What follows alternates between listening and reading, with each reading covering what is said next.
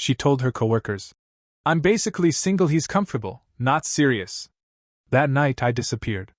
Hi, I'm Mason, 29, and the night my life split clean down the middle started with 6 stupid words I wasn't meant to hear. I'm basically single. He's just convenient. Yeah. That's what my girlfriend of 3 years Emily told her coworkers while I stood 3 feet behind her, hidden by a potted fern and a bad stroke of timing. And the messed up part? My first instinct wasn't anger. It was something colder, heavier. Like the floor inside me dropped out and left nothing but echo. But let me back up exactly 10 seconds. 5 minutes earlier, I'd walked into the overlook rooftop bar with a goofy grin on my face and a small box in my jacket pocket. Not a ring, don't worry, I'm not that tragic. It was a key. The spare key to the townhouse I'd just been approved for. A place I had imagined us moving into together. A home I thought would be ours. I'd planned to show it to her that night. Instead, I got to listen as she held court with her team like she was auditioning for a meaner version of The Bachelorette. Her coworker asked, "So, you and Mason getting serious?" And Emily laughed. Not the real laugh I'd memorized over the years.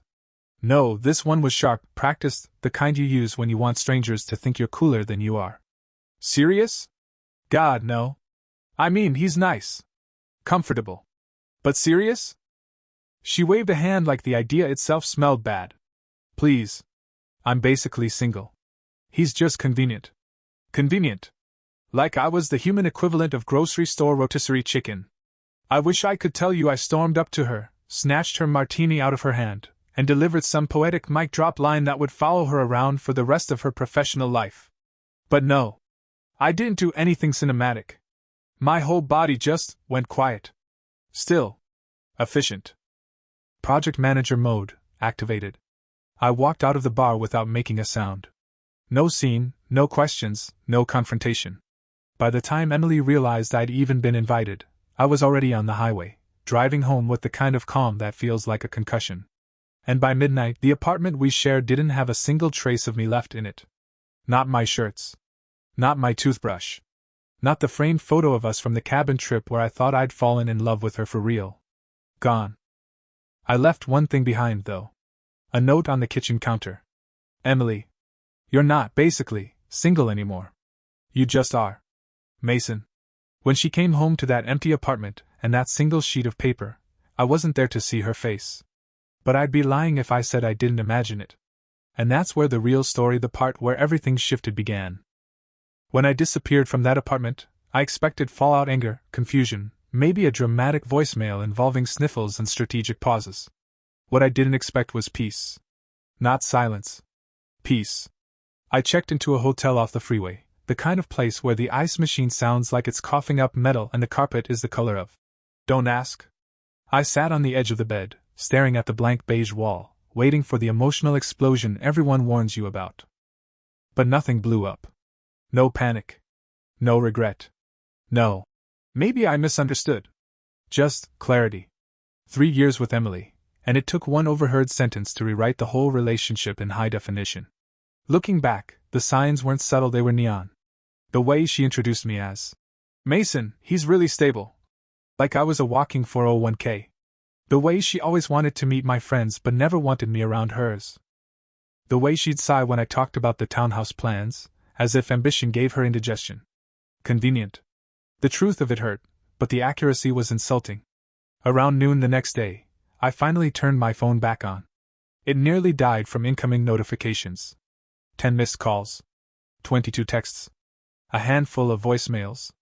The first voicemail was classic Emily, irritated, dismissive, not an ounce of concern. Mason? Your stuff is gone. What is going on? Call me. Like now. The second voicemail wasn't much better. This isn't funny. What does this note even mean? You just are? Seriously? We need to talk. Don't be dramatic. By voicemail number 3, her tone had shifted into what I call peak PR mode. Mason, if this is about what I said at the bar, I didn't mean it like that. It was a joke. I was just trying to make the team laugh. You're being really sensitive. Ah, yes. The classic, your heart is broken because you're overreacting. I didn't reply. I didn't even feel tempted to. Because for the first time since that relationship started, I didn't owe her anything, not comfort, not reassurance, not excuses she hadn't earned. What I did owe myself was space. And I took it. 2 days passed. Then 3. Then a full week. By day 7, her tone had shifted from PR mode to pure panic. Mason, please. I'm sorry. I was stupid. I was showing off. You're the best thing that's happened to me and I messed up. Please talk to me. I listened to each message with the emotional investment of a man checking the weather. The storm she was experiencing was one she'd created all on her own. But the real twist? By week 2, I wasn't the only one she was calling. Her coworker, one of the people who'd been at that rooftop table, left me a voicemail. Mason, this is Megan. Look, I don't know everything, but Emily is not okay. She's crying at her desk. Her performance review tanked. People heard what she said about you, and it's not a good look. Maybe just talk to her? Translation. She blew up her reputation and wanted me to broom up the pieces. And I'll be honest, months earlier, I probably would have done exactly that. But not now. Not after hearing the truth straight from her lips. Not after realizing I'd spent years being the emotional Airbnb of her life, cheap, comfortable, always available, and never appreciated. So I clicked delete. I had my own life to rebuild. And I'd barely begun. The midpoint, the real fracture line, hit on a Thursday morning 2 weeks after I left. I was eating a hotel breakfast that tasted like wet cardboard and regret when my phone buzzed with a text that didn't come from Emily. It came from her mother. Her mother. The woman who had once introduced me at Thanksgiving as Emily's supportive little project. Mason, please call me. It's important. I almost ignored it, until a second message came through. She lost her apartment. I froze, spoon halfway to my mouth. Not because I wanted to run back. Not because I felt responsible. But because consequences usually take longer to arrive. This felt fast. I called. Her mom answered on the first ring, out of breath, like she'd been waiting with the phone in her hand. Mason. Thank God. She's moving back here. The landlord served notice. She can't afford the place on her own. That made my eyebrow go up. Emily made good money. Not great, but enough. I said nothing. Her mom sighed, dramatic, heavy, guilt-laced. She hasn't eaten. She's barely sleeping. Whatever happened, sweetheart, she still loves you. Can't you just talk to her? Work things out? There it was. The plea disguised as concern. The suggestion that I hold the mop for a mess I didn't make. The assumption that the solution was always me bending first. I took a slow, calm breath. Ma'am, I said softly, Emily didn't lose me. She lost the version of me she thought she could treat like furniture. Silence.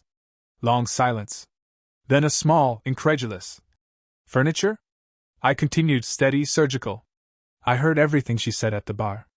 Every word. She didn't know I was behind her. Her mother inhaled sharply, one of those gasps people make when the truth catches them off guard. Oh, she whispered. Oh. Suddenly her tone changed. Not softer. Not kinder. But real. I'll let her explain that, she muttered, and ended the call. I set the phone down. And something inside me shifted permanently. Because this was the first moment I realized Emily wasn't just spiraling. Her whole story was. At work, word had spread. Friends were distancing themselves. Her boss had overheard a version of her rooftop performance. Her teammates were whispering about her, basically single, remark. Her image, the one she cherished like oxygen, was collapsing. Her carefully curated persona couldn't survive the truth. That was the turning point. Not her heartbreak. Not her mother's panic. Not the apartment she could no longer afford. It was the moment I understood, deeply and clearly. I didn't have to save her. Not this time. Not ever again. For the first time in our entire relationship, her choices belonged entirely to her. And my freedom? That belonged to me. I didn't hear from Emily again for another week. But I did hear from someone else. Her boss. Well, technically, her boss's assistant, who called me at 8:14 a.m. on a Tuesday sounding like she'd swallowed a cactus. Hi, is this Mason? This is Kara from Timber and Vale Creative. I'm calling because Emily listed you as her emergency contact. That sentence alone felt like someone dropped a stone into my stomach. Listed me? As her emergency contact. After calling herself basically single. What happened? I asked, bracing myself for something catastrophic. Kara hesitated. It's nothing dramatic, she's physically fine. But she had a bit of a breakdown during the team meeting. Breakdown. I imagined the room. Her coworkers staring. Her boss silently evaluating her composure. The same people she'd bragged to about being single, now watching her unravel. What does this have to do with me? I asked flatly. Well, Kara said, voice wobbling. She locked herself in the design suite and won't talk to anyone except you. She says you'll come. No, I said quietly. I won't. There was a long silence on her end. Then, should I tell her that? Yes, I said. Tell her exactly that. I ended the call before she could respond, and for a long moment I just sat there. Not angry. Not triumphant. Just grounded in a reality I'd never experienced before. Emily didn't get to treat me like a convenience anymore. And the universe seemed determined to reinforce that lesson, because about an hour later, I got a notification. A message from a mutual friend, Claire. Attached was a screenshot. Emily's private group chat. 5 coworkers. And one sentence from Emily that hit me like déjà vu. I messed up. I didn't think Mason would actually leave. Actually leave. To her, leaving wasn't something I would ever do. It wasn't even in the realm of possibility. I felt a short, sharp ache in my chest, not heartbreak. Recognition. She never expected me to choose myself. But the ache faded quickly, replaced by something sturdier. Relief. Because the truth was, I hadn't just left her. I'd left the version of myself who accepted crumbs and called it love. That afternoon, I found a place, an actual apartment with clean lines and big windows and a lease with only my name on it. I toured it, ran my hand over the kitchen counter, glanced at the open view of the skyline.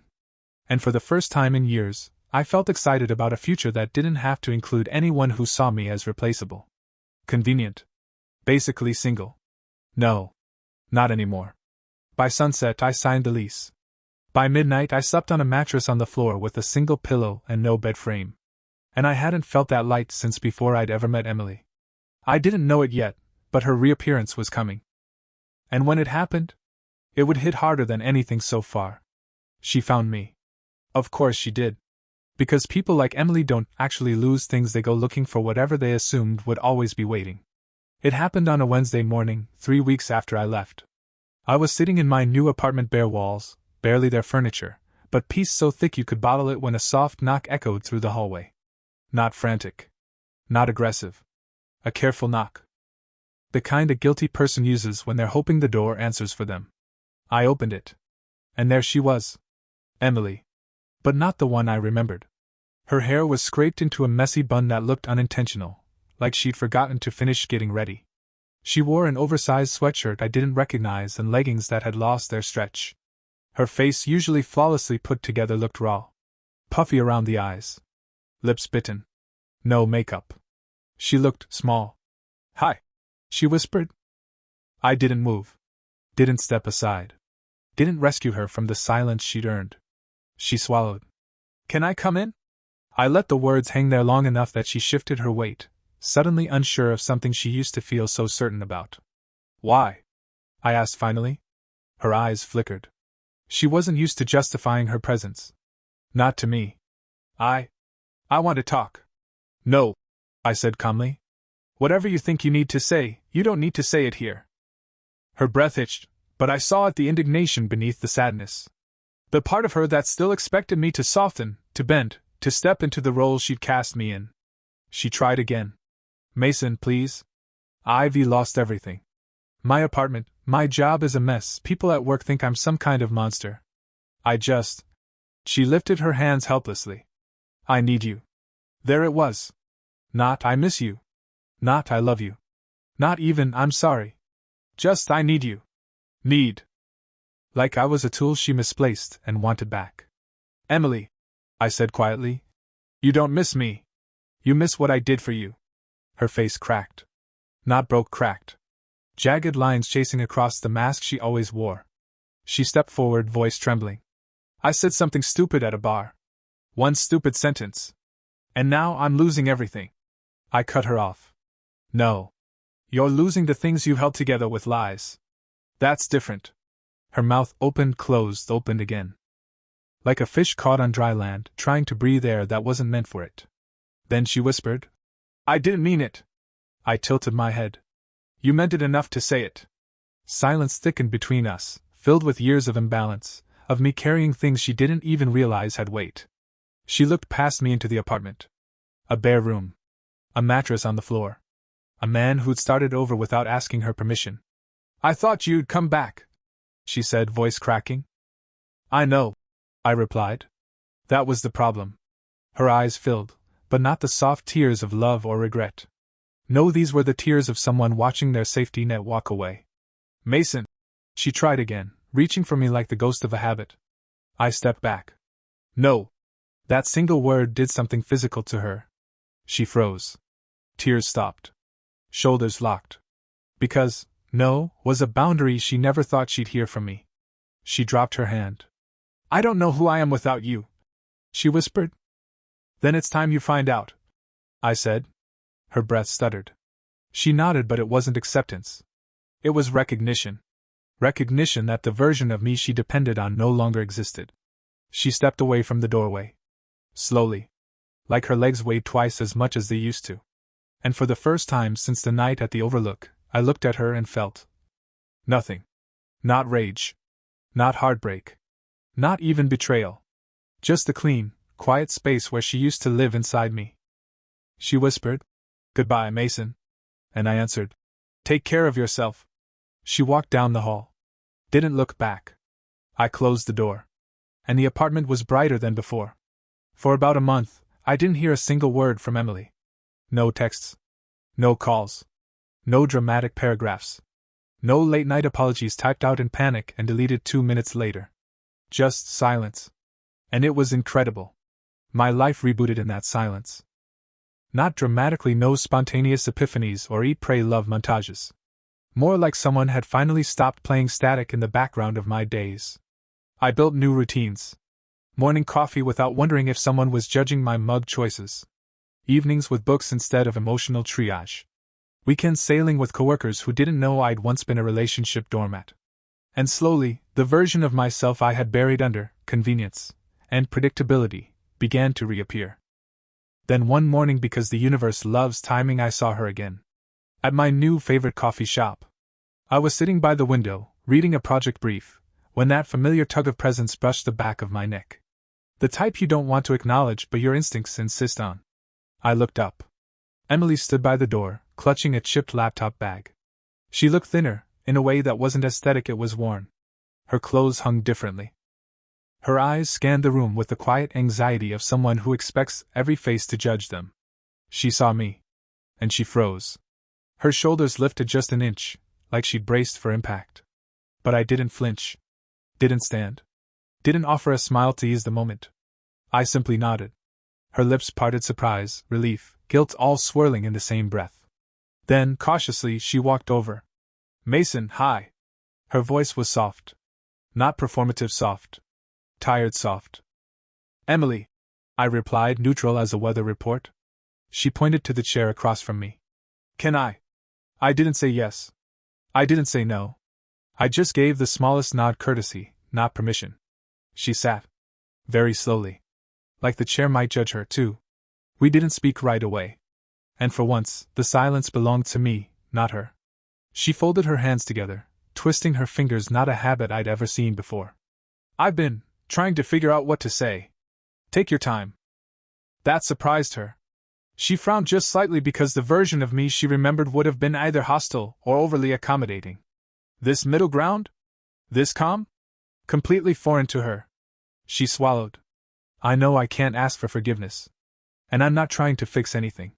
I just want to explain something." I leaned back in my seat, waiting. "Those words at the bar," she whispered, eyes dropping to her hands. "I said them because they laughed when I talked about you." I blinked. "What do you mean?" She inhaled shakily. "You're stable. Responsible. Consistent. All the things I should have appreciated. But when I mentioned that you were thinking about buying a place, someone joked that it sounded like I was settling down too early. And I panicked." She looked up at me. "So I said something stupid. Something cruel. To make myself seem like I was in control. Like I wasn't the one who was lucky." The last word cracked as it came out. Lucky. She squeezed her hands so tightly her knuckles whitened.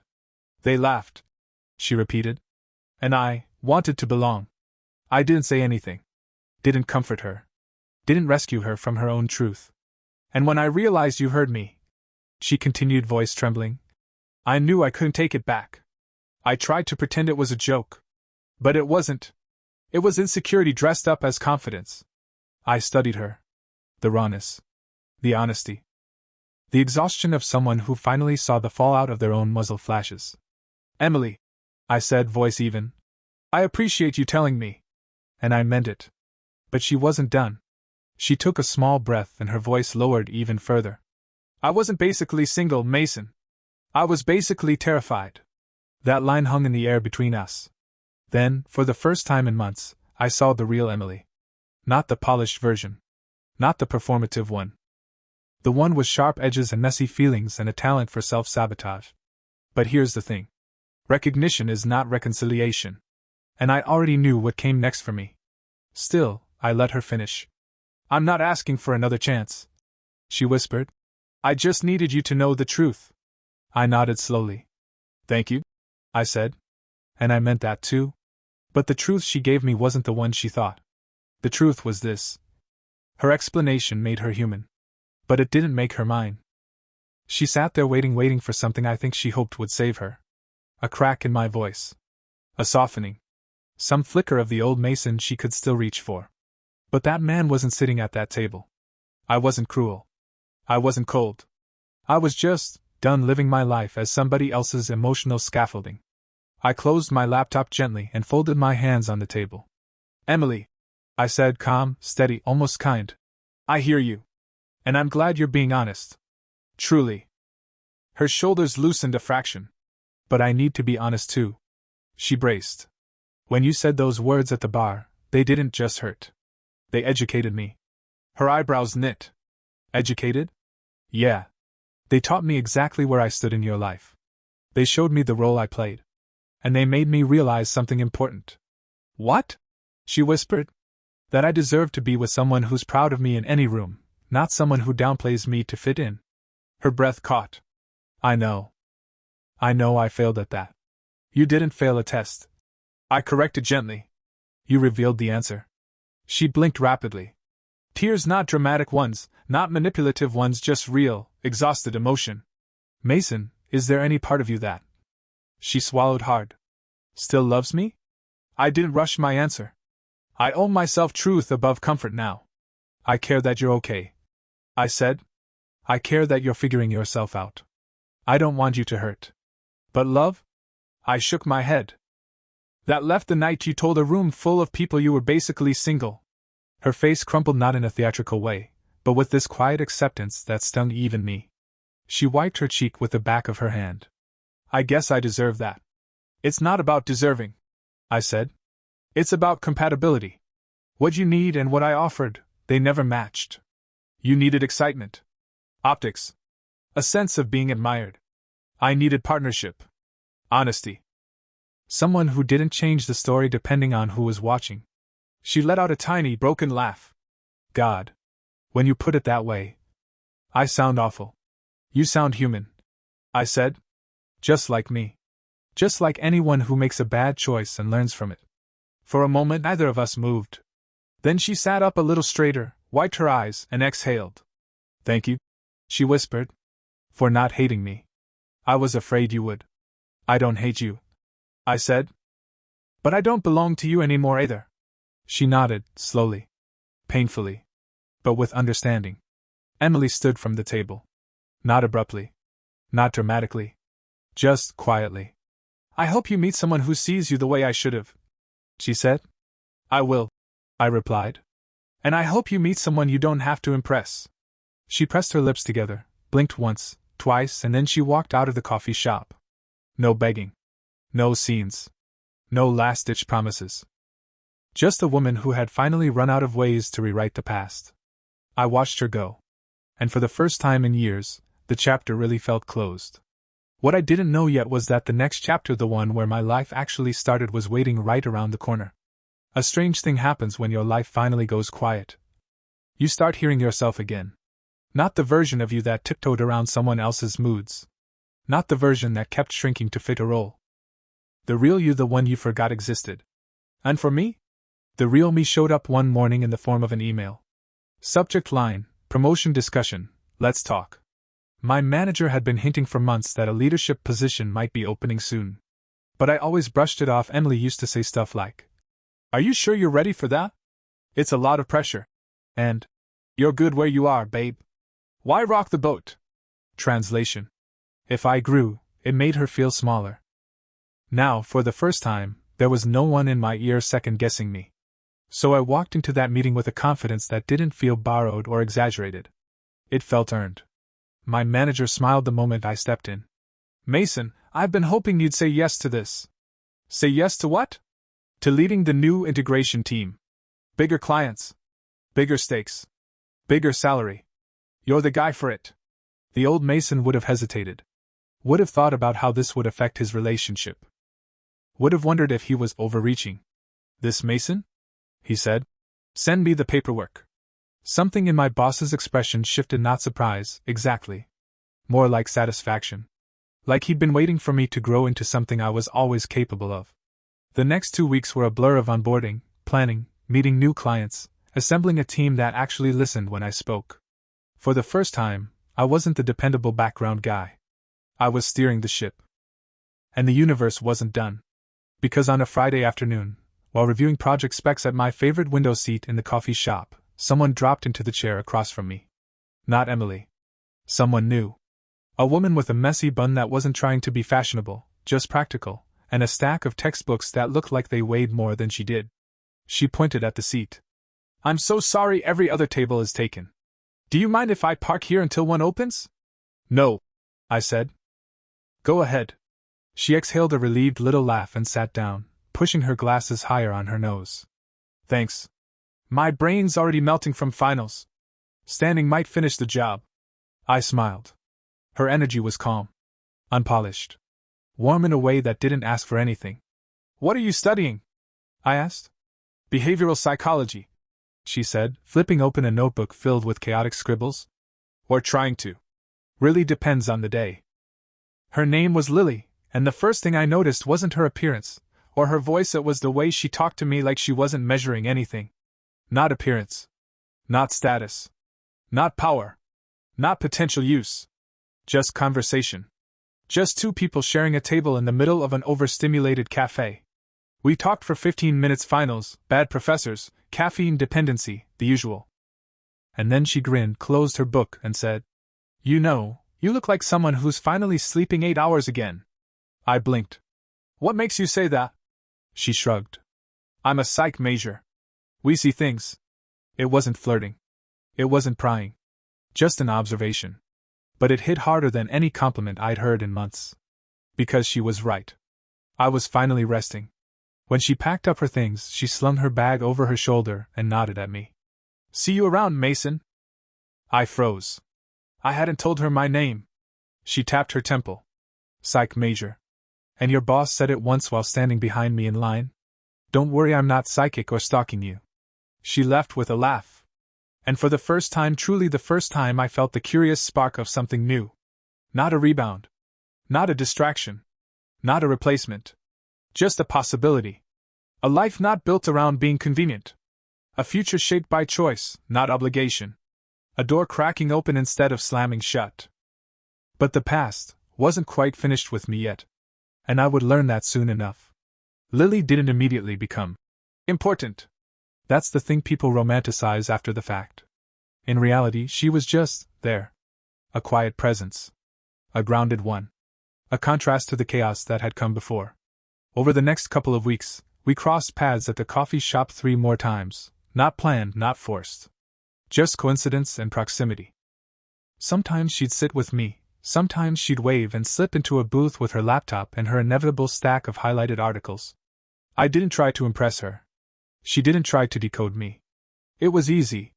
Something I'd forgotten relationships could be.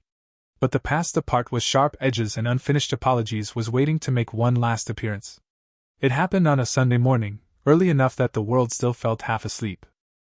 I was doing laundry in my new building's shared room, scrolling through emails, when I felt someone behind me. I turned. Emily. And not the unraveling version from before. Not the frantic one. Not the guilt-soaked, trembling figure from the coffee shop.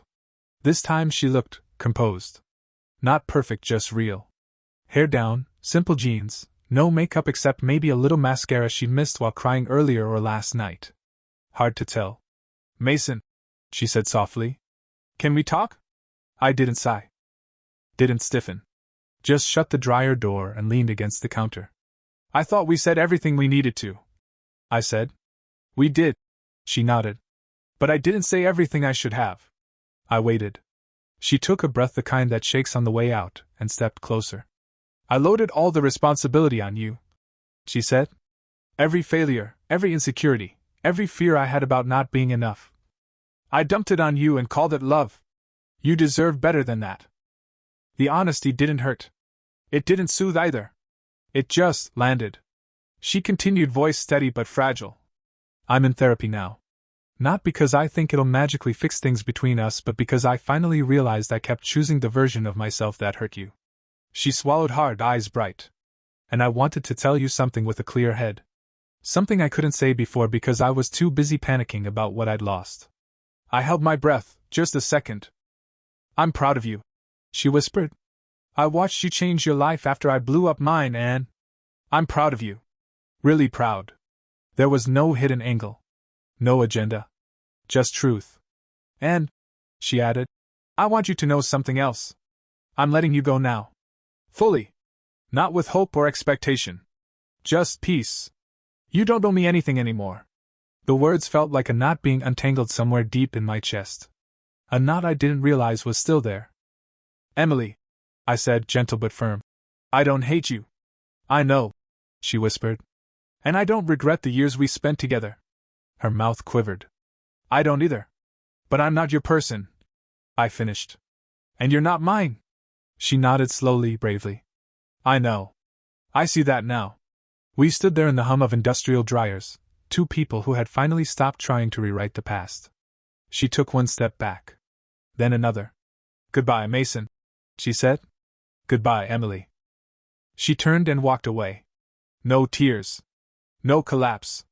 Just a quiet exit that felt like the true ending we never managed to give each other. When she disappeared around the corner, I exhaled. And for the first time since the rooftop bar, the story wasn't heavy anymore. It was simply over. A chapter closed so another could begin cleanly, honestly, without ghosts. I didn't know exactly where the next chapter would lead. But I had a feeling who might appear in it again. And this time? I'd walk into it fully awake. It happened 2 weeks after Emily, and I said our real goodbye in that laundry room. Life had settled into something steady again. Work was intense in the best possible way. My team was thriving, my confidence had legs, and my apartment no longer looked like a man who'd fled in the night it looked lived in. Chosen. Mine. On a Saturday morning, I walked back into the coffee shop where everything had quietly begun to shift. Same corner table. Same sunlight spilling across the wood. Same hum of espresso machines and students cramming for exams. And there, tucked into her usual seat, hair in that habitual messy bun, oversized sweater sliding off one shoulder, was Lily. She looked up, saw me, and grinned like we were picking up a conversation from 5 minutes ago, not days. Hey, 8 hours of sleep guy, she said. I laughed, really laughed, and slid into the seat across from her. Hey, psych major who reads people like scan codes. She shut her laptop. You look lighter today. I feel lighter, I admitted. She raised a brow. Closure finally closed? Something like that. We talked for an hour. About her finals, my new project, the world's worst landlords, the superiority of croissants over muffins. Nothing forced. Nothing strategic. Just two humans in the same orbit, choosing to stay there for a while. Then she asked, casually, So, where are you going after this? And for the first time in years, I didn't look over my shoulder to see who I needed to check with. I didn't weigh whether my plans would inconvenience someone else. I didn't think about whether I'd be judged for wanting something simple. I just said, No idea. Want to go somewhere and figure it out together? Her smile stretched slow and bright. Yeah. I think I do. We walked out into the late morning sun, cups in hand, no expectations, no labels, No emotional debt hanging in the air. Just possibility. Something clean. Something new. Here's the truth I didn't know at the beginning.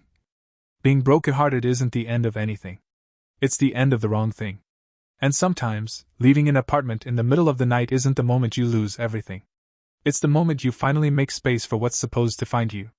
So yeah? I'm Mason. 29, and I'm no one's convenient anything anymore.